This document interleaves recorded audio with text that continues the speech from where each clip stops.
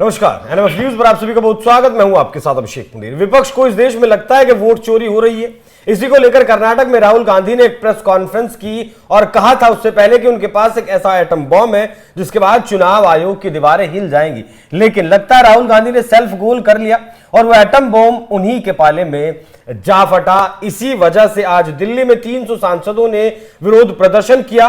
कहीं को डिटेन किया गया, कहीं को हिरासत में भी लिया गया और चुनाव आयोग से ये सवाल पूछ रहे हैं कि आखिर वोट चोरी कब तक। तो आज हम जानेंगे कि क्या वाकई में चुनाव आयोग वोट चोरी कर रहा है और राहुल गांधी ने प्रेस कॉन्फ्रेंस में जो आरोप लगाए थे वो कितने सही हैं, उन्होंने जो सबूत दिए थे वो कितने सही हैं। मेरे साथ मौजूद हैं मृत्युंजय शर्मा जी, बीजेपी नेता है। सर, बहुत बहुत स्वागत आपका।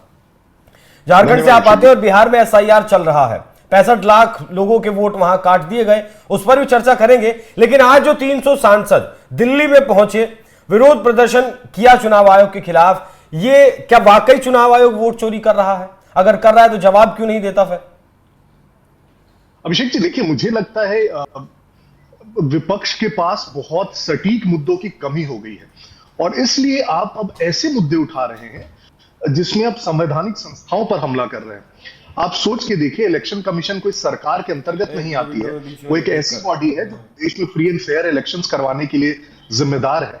इलेक्शन कमीशन के खिलाफ अगर आपको कोई भी कंसर्न है तो हमारा एक बहुत फॉर्मल प्रोसेस है। तो इलेक्शन कमीशन में जाके वहां पे एक फॉर्मल कंप्लेन दायर कर सकते हैं, इलेक्शन कमीशन उसको देखता है।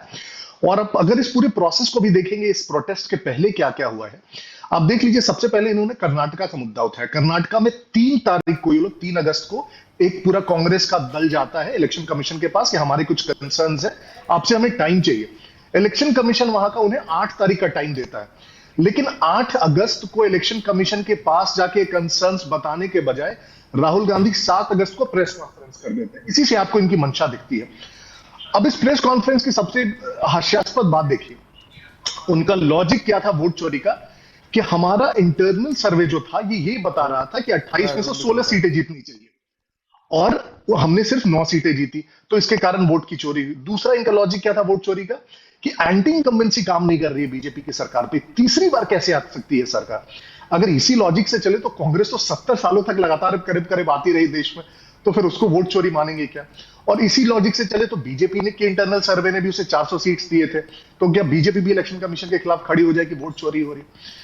उन्होंने उसमें कुछ बहुत स्पेसिफिक इंस्टेंसेस गिनाए, नाम ले लेके उन्होंने बताया। एक महादेवपुरा कॉन्स्टिट्यूएंसी में घर बताया कि वहां पे 80 वोटर्स हैं।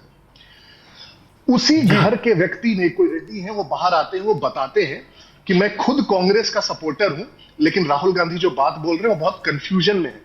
उन्होंने बताया कि किस प्रकार उनका जो घर है वहां पे रेंट पे बहुत सारे मजदूर रहते हैं, वो जब आते हैं 6 महीने रहते हैं तो वोटर आई कार्ड बना दे, फिर वो चले भी जाते हैं तो जनरली वोटर रोल से उनका नाम नहीं कटता और इसलिए वो नाम दिख रहे हैं। एक उन्होंने नाम लिया, एक लेडी का, करीब 70 वर्षीय लेडी है, शकुन रानी का। इन्होंने पता नहीं ये कौन सा इलेक्टोरल रोल रखा है जिसमें टिक मारा हुआ है, ये दिखाया कि उन्होंने 2 जगह वोट डाले हुए।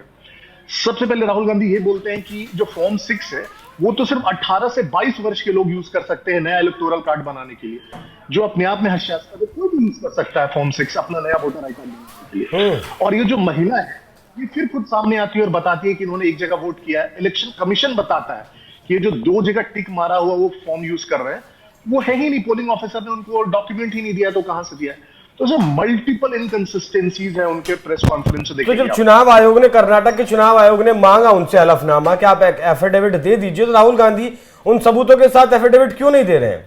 अब तो हरियाणा के चुनाव आयोग से भी नोटिस मिल गया है। अभिषेक जी, इसलिए नहीं दे रहे हैं क्योंकि आपको जब किसी बात पे बहुत कन्विक्शन होता है तो आप उसको पूरा परस्यू करते हैं बहुत एंड तक, लेकिन यहां पे उसको परस्यू नहीं करना है। इनको पता है कि ये खुद गलत है, तो इस इशू को बस उठाना है, एक प्रकार से सबको संदेह में डालना है और बस वहां से निकल जाना है। आप सबसे पहले ये हास्यास्पद है कि ये इलेक्टोरल रोल की जो बात कर रहे हैं ये बना कब? मई 2023 में कर्नाटक में इनकी सरकार आ गई थी और उसके बाद ये इलेक्टोरल रोल जब बन रहा था तो उसी कर्नाटका की कांग्रेस सरकार के अंतर्गत जो बीएलओस थे वो बना रहे थे इसको। तो अगर उसमें कोई खामी भी है तो सबसे पहले तो इनको अपनी सरकार को दोष देना चाहिए उस इलेक्टोरल रोल में जो प्रॉब्लम्स है उसके लिए। और दूसरा, अभिषेक जी, सबसे इंपॉर्टेंट है, ये जो इलेक्टोरल रोल्स होते हैं ये चुनाव के पहले प्रत्येक पार्टी को बूथ वाइज मिलते हैं। ठीक है, क्यों नहीं आपने लोकसभा या विधानसभा इलेक्शन के पहले जाके बताया कि हाँ देखिए इसमें ये कंसर्न है। इलेक्शन होने के 1 सवा साल बाद आके इसको उठाने का क्या लॉजिक हो सकता है? अच्छा ये बताइए, देखिए जो एसआईआर बिहार में हुआ, मतलब जो लिस्ट है, वोटर लिस्ट, उसमें गड़बड़ियां तो होती हैं, इस बात को हम भी मानते हैं, इस बात को सब मानते हैं, इसीलिए एसआईआर की जरूरत पड़ी है। तो क्यों चुनाव आयोग ऐसा कुछ काम नहीं करता कि जिससे ये सवाल ना उठे चुनाव आयोग के ऊपर कि वोटर लिस्ट में गड़बड़ियां हैं? बहुत अच्छा सवाल है अभिषेक जी, लेकिन हमें अपने प्रोसेस समझना होगा। देखिए क्या होता है, इलेक्टोरल रोल में नाम जुड़वाने के लिए आप फॉर्म 6 भरते हैं। मान लीजिए आप कहीं और शिफ्ट करते हैं या किसी व्यक्ति की मृत्यु होती है, फिर नाम कटवाने के लिए आप फॉर्म भरते हैं। कई बार क्या होता है, हम जुड़वाने के लिए तो फॉर्म भर के दे देते हैं, लेकिन शिफ्ट होने के बाद नाम वहां से कटवाने के लिए कभी फॉर्म नहीं भरते, क्योंकि हमें लगता है हमें क्या पड़ी। और इस कारण से वोटर डुप्लीकेशन होता है, मृत व्यक्तियों का नाम होता है। और इसीलिए समय समय पर ये इंटेंसिव रिवीजन बहुत जरूरी है, ये चेक करने के लिए कि जितने लोगों का नाम इसमें इंगित है वह सही में यहां पे रहते हैं, क्या वो जीवित हैं भी, या डुप्लीकेसी इस चीज के लिए। और यही काम बिहार में इलेक्शन कमीशन कर रही है। और जब ये आप करेंगे तो जैसा वहां पे हुआ है कि करीब 65 लाख ऐसे लोग पाए गए जिसमें बहुत सारे लोग मृत हो चुके हैं, परमानेंटली वहां से जा चुके हैं, और बहुत सारे डुप्लीकेट वोटर्स हैं। तो इस प्रोसेस को तो आपको सपोर्ट करना चाहिए, आपको कहना चाहिए कि बहुत अच्छी चीज हो रही है, इससे तो और क्लीन हो रहा है हमारा इलेक्टोरल रूल्स। लेकिन यहीं पे देखिए जो हिपोक्रेसी है कि एक जगह पे एसआईआर को हम विरोध कर रहे हैं कि नाम क्यों काटा जा रहा है लोगों का, और दूसरी जगह हम कह रहे हैं कि देखिए यहाँ पे बहुत सारे ऐसे गलत लोगों का नाम जुड़ गया इलेक्टोरल रूल्स में। तो खुद ये कंफ्यूज्ड है कि आखिर इस किस चीज का विरोध कर रहे हैं अभिषेक जी। और इसलिए आप देखेंगे कि वो इलेक्शन कमीशन के सामने एफिडेविट नहीं देंगे। दूसरा, एसआईआर के मुद्दे पे ये लोग सुप्रीम कोर्ट गए। मान लीजिए आपको इलेक्शन कमीशन में विश्वास नहीं, सुप्रीम कोर्ट मूव कीजिए आप इन्हीं प्रूफ्स के साथ, और बोलिए कि हाँ सुप्रीम कोर्ट में हियरिंग चाहिए। लेकिन वो कभी नहीं करेंगे अभिषेक जी, क्योंकि पता है कि वो खुद फंस जाएंगे अगर वो ऐसा करने जाएंगे तो। नहीं, एसआईआर को लेकर तो सुप्रीम कोर्ट में सुनवाई चल रही है।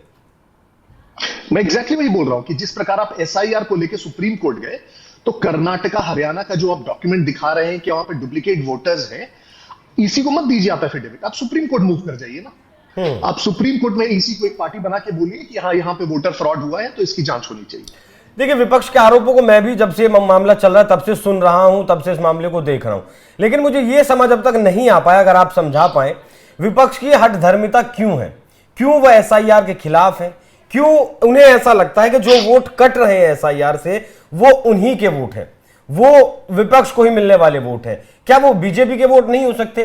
क्या वो और पार्टियों के वोट नहीं हो सकते? विपक्ष के ही वोट क्यों हैं? वो इन्हें कैसे पता इस बात का? एग्जैक्टली अभिषेक जी, वही मैं बोल रहा हूं। इसीलिए जो मुद्दा है ये इतना हल्का मुद्दा है दोनों तरफ। जो राहुल गांधी ने कहा कि डुप्लीकेट वोटर्स है कर्नाटका की एक सीट में 1 लाख, सबसे पहले तो क्या गारंटी उन 1 लाख लोगों ने वोट दिया? दूसरा, 1 लाख लोगों ने वोट भी दिया तो किसको वोट दिया इनको कैसे पता है? तो बहुत हास्यास्पद है कहना कि उन वोटों की बदौलत कोई जीत रहा है। और बिहार में भी इसी प्रकार से जो वोट कट रहे हैं, कैसे पता वो व्यक्ति किसको वोट देने जा रहा था, वोट देने भी जा रहा था या नहीं। और इसीलिए आप जब इस प्रकार के हल्के मुद्दे उठाना कर देते हैं विपक्ष में बैठ के, तो आपकी जो क्रेडिबिलिटी और आम जनता में घटती है। और दूसरा एक इसका बहुत खतरनाक रिपरकशन अभिषेक जी, आप जब देश के कॉन्स्टिट्यूशनल बॉडीज को पॉलिटिक्स में इन्वॉल्व कर देते हैं, उसको बार बार अटैक करने लगते हैं। अभी सुप्रीम कोर्ट ने जब टिप्पणी करी राहुल गांधी पे कि देश का कोई भी भारत का नागरिक इस प्रकार के बयान नहीं देगा कि हमारे सैनिक पिट रहे हैं, तो ये लोग सुप्रीम कोर्ट पे बोलने लगे कि वो कौन होता है हमें बताने वाला। ये सीबीआई ईडी पे तो हमेशा अटैक करते रहते हैं, सीएजी ऑफिस पे अटैक करते रहते हैं, सारे कॉन्स्टिट्यूशनल बॉडीज पे अटैक करते हैं। तो पूरे देश के प्रत्येक व्यक्ति का आप उसमें कॉन्फिडेंस कम कर रहे हैं, तो आप देश की डेमोक्रेसी को कमजोर कर रहे हैं, आप नहीं समझ रहे। ठीक है, मैं राहुल गांधी को एक बार सुनवाता हूं आपसे, फिर राहुल गांधी के उस बयान पर एक सवाल भी लूंगा। सुनवाइएगा जरा। वो एक्चुअली बात नहीं कर सकते हैं, रियलिटी ये है, क्योंकि सच्चाई देश के सामने है। और ये जो लड़ाई है ये राजनीतिक नहीं है, ये कॉन्स्टिट्यूशन की लड़ाई है, कॉन्स्टिट्यूशन को बचाने की लड़ाई है, 1 मैन 1 वोट की लड़ाई है। इसीलिए हमें साफ प्योर वोटर लिस्ट चाहिए। तो मृत्युंजय जी, जिस तरीके से राहुल गांधी ने कहा कि कोई सवाल मतलब मिलने का वक्त नहीं दे रहे हैं, सटीक जवाब नहीं मिल रहे हैं, इस पर क्या कहेंगे? अभिषेक, ये सबको पता है, इलेक्शन कमीशन ने तो पब्लिकली टाइम दिया है। इलेक्शन कमीशन ने पब्लिकली बोला है कि हमारे पास आइए, जो भी कंसर्न्स है एफिडेविट और डिटेल्स के साथ दे दीजिए, हम उसको देखेंगे। तो ये नहीं करने की बजाय प्रेस कॉन्फ्रेंस करना, सड़कों पे हंगामा करना, ये कौन सा सोल्यूशन निकालना है? तो ये पॉलिटिकल नैरेटिव है। मतलब सोल्यूशन तो चुनाव आयोग ही निकालेगा ना इस बात का। आप सड़क पर बैठ लें या फिर आराम से जाकर उन्हें ज्ञापन दें, मीटिंग करें। खैर ये बात माननी पड़ेगी आपको भी कि इस बार ईवीएम बच गई, ईवीएम बहुत खुश होगी इस बार। अभी तक आपको लग रहा है वो बच गई, हो सकता है बिहार का इलेक्शन हो जाने दीजिए, अगर रिजल्ट पक्ष में नहीं आएगी तो फिर ईवीएम पे फिर से दोष आएगा। और ये देखिए पूरा का पूरा बहुत पॉलिटिकल नैरेटिव है अभिषेक जी। और सबसे बड़ा हास्यास्पद मुझे ये लग रहा है कि एक ऐसी पार्टी कांग्रेस वोट चोरी की बात कर रही है जिसका इतिहास रहा है अभिषेक जी।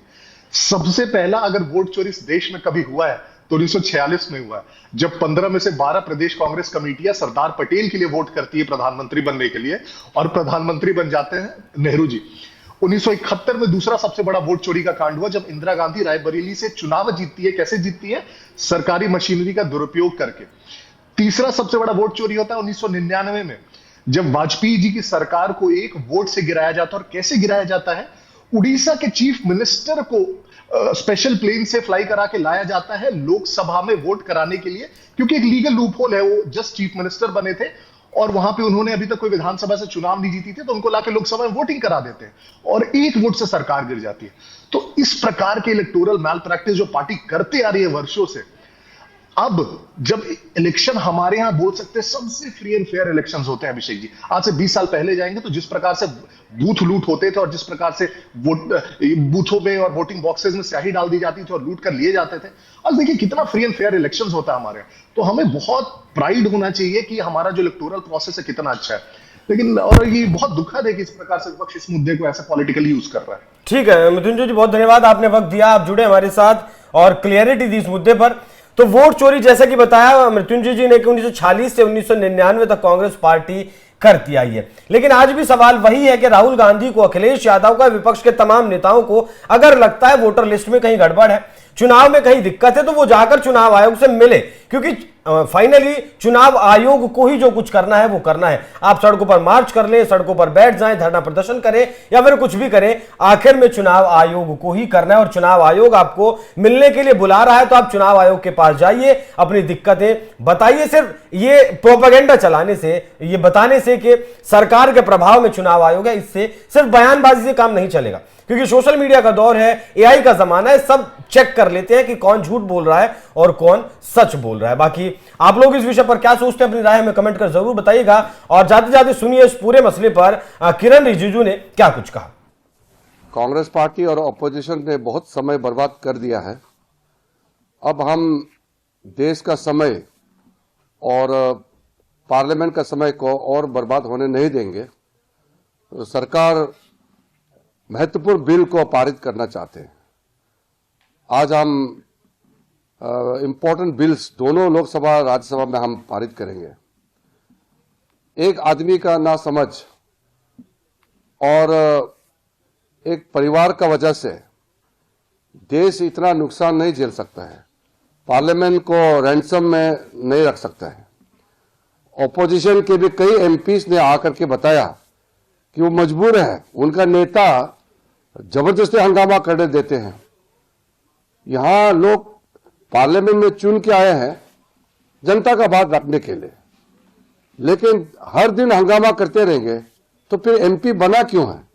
अगर कोई मुद्दा है, एक दिन रेस किया है, एक दिन एक मुद्दा रख दिया है, हो गया।